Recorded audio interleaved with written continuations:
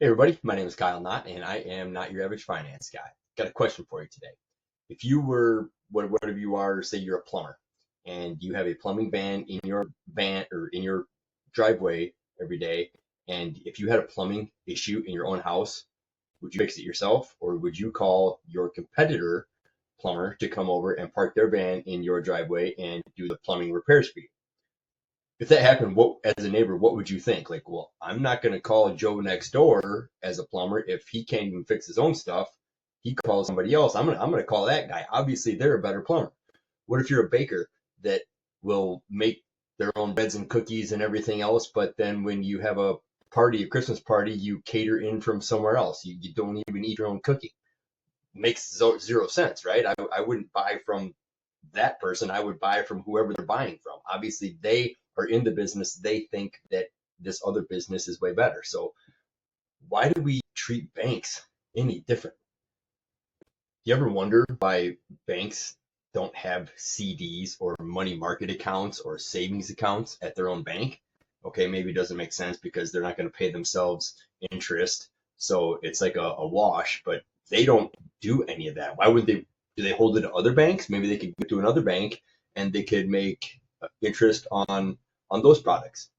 Why don't they? They don't because it doesn't make any money. They know it and they don't do it. That's no different than a baker who won't eat their own cooking, a plumber that has to call someone else in to do plumbing work. In my mind, why would you say I'm a plumber and I tell you, yes, we're the best. You call Kyle Not Plumbing and I'll come right over there and I'll fix your plumbing. Meanwhile, you see in my driveway, anytime I have a plumbing issue, I'm calling Roto Rooter over here and they're doing the job that you hired me to do. It makes zero sense. So why do we let the banks do that? To me, that makes no sense at all either. So how about this? Don't do what banks tell you to do with your money.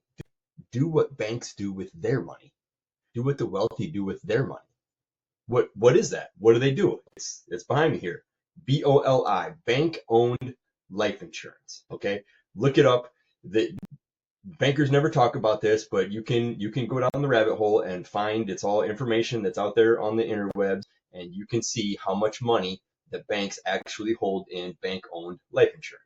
I did that. I looked it up, and guess what? According to the FDIC, the Federal Deposit Insurance Corporation, that gives us that warm, fuzzy feeling. If banks can't give us our deposit back, the FDIC will ensure that we get our money back up to $250,000. Okay, that's a good, warm and fuzzy feeling to have, but there isn't that much money in the FDIC anyway. But anyway, that's a different story. The FDIC, according to the FDIC, there are 3,800 banks own about 190 billion, that's with a B, billion dollars in cash value life insurance. Okay, and that's what it is. It's bank owned life insurance, and that's you ever wonder why when you go into a bank, like there's a couple tellers, and you can tell that there's a couple that are in training. Everyone else at all of the 50 desks in there, they're all vice president of something because they have to be an officer in order to get life insurance on them. So that's why everyone, whenever you go into a bank, somebody is vice president of this, assistant vice president, a vice president, it's a president that's all of their badges are all vice president, seems like somewhere in them. And for that reason, then you can get life insurance on that person's life, because remember, it's life insurance. You do need a life to insure. So if something happens, but it's bank owned, that's on someone else's life. So that's where the banks keep a lot of their tier ones, called tier one capital. And tier one capital is the government says that you must hold on to safe money. It cannot be jeopardized in any way whatsoever. And you just, if there's a bunch of people that come for, to get their deposits out, you need to have some money to be able to give to them. So what do? Obviously, it's not sitting in the vault. They're allowed to go out, and I believe it's 25% is the maximum allowed that they're allowed to put into bank-owned life insurance. And if you look it up, most banks max that out. They take that right up to the 25%, and then everything else is other things. Okay, I did a little searching, and Bank of America has about $22 billion. That's one bank has $22 billion worth of cash value life insurance, bank-owned life insurance, and that's more than all the rest of the real estate combined. Citibank has about $6 billion. JP Morgan has about $11 billion. Wells Fargo has about $19 billion. Okay, so why do they have so much in cash value? It's the regulators are forced. So to me, you got to go. You got to get your vaccination. You got to get your COVID shot. I asked my doctor, do you have yours? No. What? You're telling me to go get this shot. You supposedly have my best interest at heart, but you don't do it for yourself? What?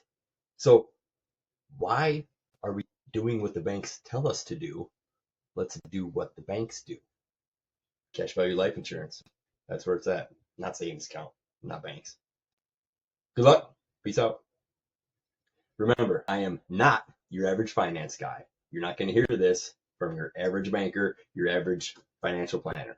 I'm going to go find some other things and bring it to you. They never taught us stuff in high school, and you're not going to find it anywhere else. So keep scouring the internet, and let's get wealthy together. Good luck, everybody.